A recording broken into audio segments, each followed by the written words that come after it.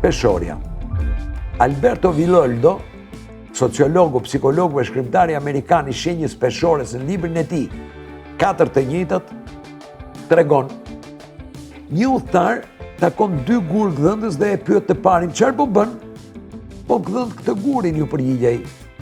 Pastaj ju afrohet të dytit dhe i bëri të njëjtën pyetje. I dyti u përgjigj, po bëj një katedrale.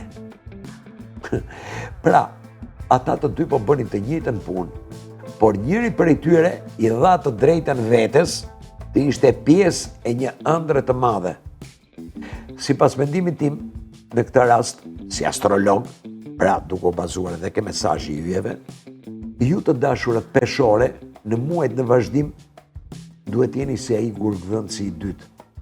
Konsiderojeni atë që do të bëni, sado e vogël qoftë, si pjesë të një gjeje madhështore. Pra, i jepini rëndësi punës tuaj.